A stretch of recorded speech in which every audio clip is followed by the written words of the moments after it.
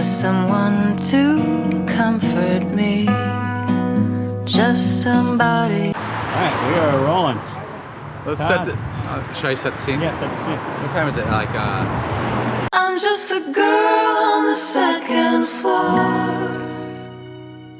Paul Pabst here with the Dan Patrick Show, setting the scene. We're on the Sunset Strip, the legendary Sunset Strip in Los Angeles.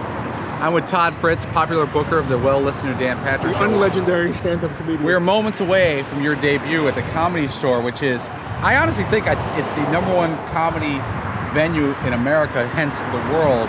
What are your thoughts 45 minutes before taking air? I'm excited and nervous. I'm trying to balance it out so that the excitement is more than the angst. I've been replaying in my head what I want to say and how I want to say it like way too many times throughout the day, and it's like overstudying for a test. You start getting yourself a little dizzy with the angst about it. And, part of you wants to just get it over with, but I want to also enjoy the experience. I want to ask you a couple other questions about your pregame preparation. I noticed you by the pool today getting some sun. I was. Were you writing? Were you just thinking? I was listening to some of my 80s music because, I'm still living like in 1983. Right. So Rick Astley helped you out? Sure. And some of the club music that I used to listen to back in the Brooklyn, Long Island days. And I just enjoyed some sun and relaxed and try to doze off a little bit, try not to overthink the performance. Next topic. You were invited out to dinner. A bunch of people that are here to support you invited you to dinner free of charge. Yes. Maybe a drink or two to loosen things up. And I didn't want to be antisocial, but why no dinner? I didn't have dinner because I was concerned that the angst combined with my bowel issues was going to put me in a situation where I may have to go to the bathroom either right before or during, even though it's just 5 minutes. Right. It's very uncomfortable when you have those urges to go and the stomach's gurgling. That could be good. That could be funny on stage. It could be, but I'd rather pretend I have to go to the bathroom than to actually be on stage. I want to kind of just have a clear system and do my best and do my thing without feeling like that uncomfortable tightness that you get right before you have to run. We drove past the Comedy Store earlier. It's packed. I mean, there's people everywhere. And not only was it packed, it smelled a tremendous amount like the weed? The pot, yeah. The pot, as Fritzy said. The pot. And is that legal out here? But it's like right out. Totally illegal. Totally illegal. But it's like right out there in front of the Comedy Store. It was a big. Joining us now, Chris What's Mannix. the deal with Ovaltine? What is the deal with Ovaltine? It's not round. The great thing. Why don't they call it Roundtine? They should. The great thing about being in Los Angeles, you don't know what celebrities are going to stop by and support Todd Fritz. I ducked out the back. I got to go duck in the back. NBA, boxing. How cool is that? Ready for this Mannix performance. Ready. It's very awesome with Chris Mannix. Very exciting. There's a smell of the pot in the air. A lot of pot. Tension. Maybe that would help me. I should have stood there sniffing in some more to help me relax a little bit. Yeah, like hotbox yourself. Yeah, because the ride here, I was definitely jittery and I wasn't very calm. You got it. You got it. I just wanted to go. Is that good? Oh, that's great. This next comic, you may know him from the Dan Patrick There we Show. go. Please get up for Todd Fritz.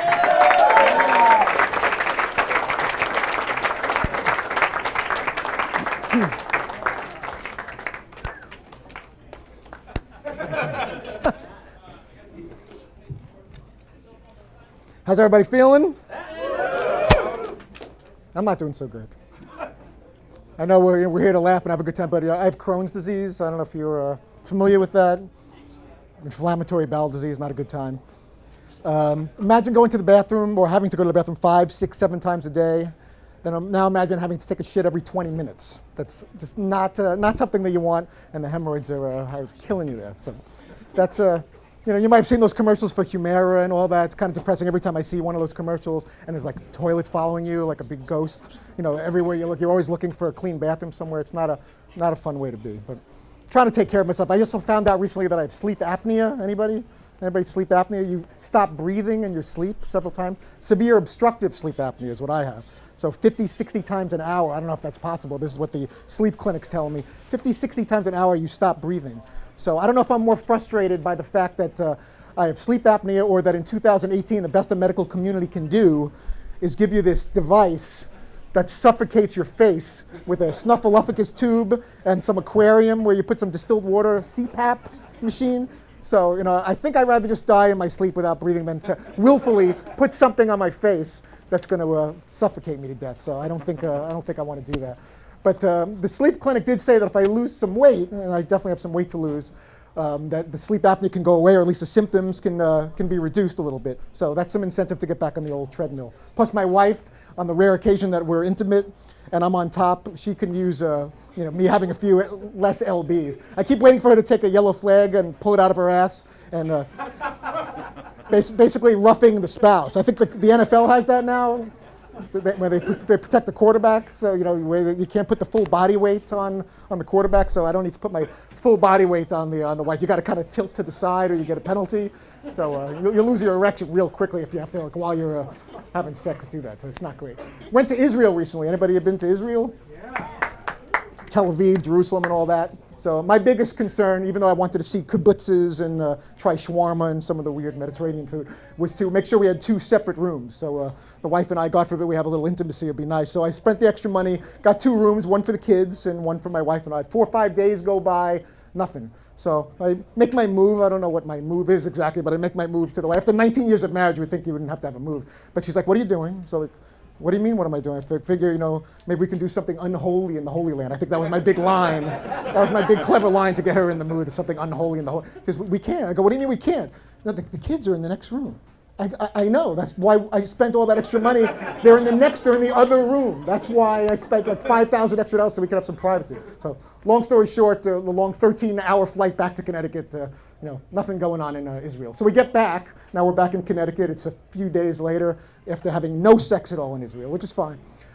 We saw Masada and we rode on a camel. That's supposed to make up for it. So it's like Saturday night, it's around 9:30, 9:45. So she's in the bathroom, and I think she's going to make it up for me. I've been waiting all this time finally to have some intimacy, and she's taking a long time. So I'm like, maybe she's putting on a little lingerie. Maybe she's got the Victoria's Secret going.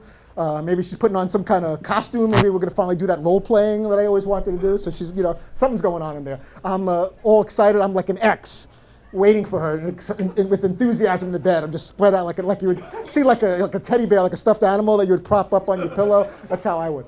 So the door's opening. Here she comes. I'm getting all excited. She's got big flannel pajamas on, hot compress on her head. She's got something in her hand that looks like Tylenol, some kind of headache medication. She's got a limp. I don't remember her getting injured in Israel or anywhere, but she's got a limp now. And she's wearing a chastity belt. They still have those chastity belts? I'm not familiar, but I don't know if she got, where do you get a chastity belt? eBay? Craigslist? I don't know. So she made it very clear that she wasn't into any kind of sex yet again. So she goes to sleep, and I got to entertain myself, and I've got a half something going on there, so I'm ready for something. So I'm flipping through the TV channels. All of a sudden, she wakes up, and she's like, why is the bed rocking back and forth? She wants to know. And why is there moaning coming out of the TV? So Scotland Yard over here, my wife, the FBI agent, is trying to figure out there may be some self-gratification going on. The bed's rocking back and forth. My shorts are down by my knees. Busty Cops 4 on the screen there. Big thing of lube on the bedside table, and she wants to know why the bed's shaking. She's finally figuring it out. Called me a sex addict the other day. Sex addict. Because I want my pecker played with more than twice a month, I'm a sex addict. So I don't even know what that means or where you go for that. So I got to go to some treatment center, some facility. They attach electrodes to your balls. I don't know what they do. How do they even cure that? Not that I want to be cured from that. Sex addict.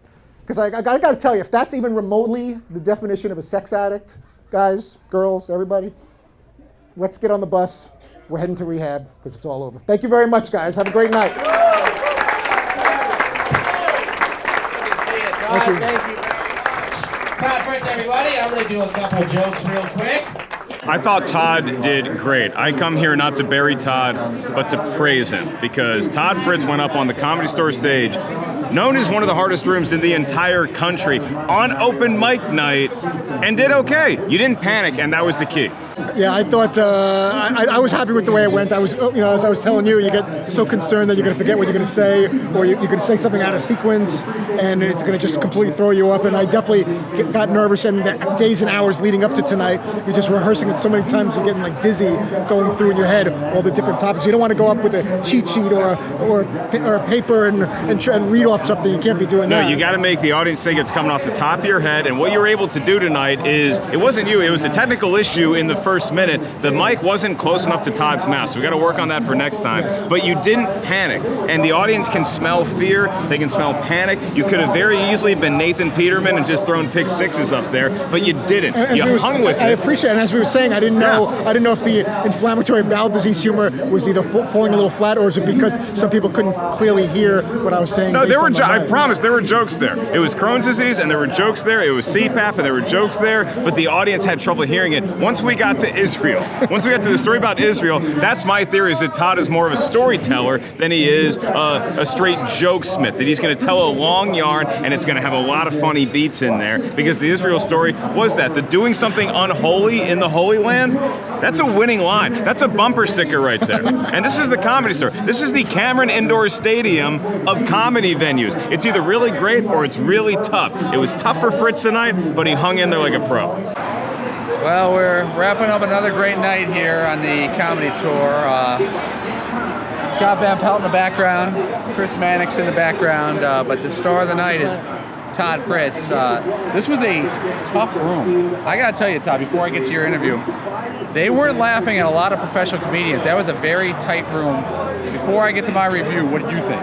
I thought it went well. I could have done better with the mic, at least early on. I couldn't tell if my Crohn's disease humor wasn't going over well or it's because I held the mic too low. And then I started realizing that as I put my mic closer, it was reverberating louder. So I'm hoping everybody heard all of the material. But I'll tell you, I thought I got some chuckles. I don't think anybody was hysterical laughing. I thought it went far better than Caroline's. And I was less nervous here for some reason than I was in New York City. It felt like as you started to get into the trip to the Holy Land, the issues with the wife in the hotel room, it started to ramp up. That's what I felt. Yeah, no, the combination of starting to hear some giggles, and as the act is starting to get to the middle or to the second third, I'm feeling a lot more relaxed because it's that much less I have to worry about remembering, and I feel like I'm in the home stretch and I just have 2 or 3 more things to say, and that helps calm me down. Was there a moment where you said, because I heard some people in the background, there's quite a few people like enjoying it. You were a little blue. There weren't many people swearing. There weren't many people doing sexual humor. I was a little concerned about that, especially on a Monday night at 7:30, 8 o'clock. Can we talk about inflammatory bowel disease and your pecker, and the lack of sex with your wife and hemorrhoids and all that kind of thing? And a lot of it had to do with intimacy issues and bowel humor. And you don't know. Almost all your humor is from here to here. I mean, from here to here is the base of almost all your comedy. It's penis, it's rectal, it's vaginal, it's questionable. And I just went for it and hoped that on a Monday night at 8 that wasn't going to offend me. Okay, at the end of the day, no matter what the reaction was, I thought it was pretty solid. You played the same exact stage. I talked to the people here, same exact stage that David Letterman played on. Same exact stage, same exact room. Robin Williams, Steve Martin. I mean, as a fan of stand-up, you must be out of your mind. Right? It was a great experience, and it's not lost on me. I told a couple of the other comedians that I was hanging out with before it was my turn to come up. Contemporaries. My contemporaries. Take care, bud. For someone that's such an amateur and has hardly done this, to have performed at Caroline's in New York City and now the Comedy Store, the Sunset Strip, again, it's not lost on me that was a couple of huge opportunities that people don't get a chance to do that have been doing this for a number of years professionally. And I got to tell you, being quite honest, there was about 3 people that went before you. You smoked 2 of them because there were 2 people who had no comedy whatsoever on stage, and they were professionals or wannabe professionals. They lived here. And so I would say out of the 8 comedians I saw, you finished 6th. I'll take that. That's pretty good. I will take that. Anything less than last place at this point, for only having done it 3 times, 2 of which were in crazy big venues on 2 huge markets. Pleased. From the Comedy Store, I'm Paul Pabst with The Dan Patrick Show. Great.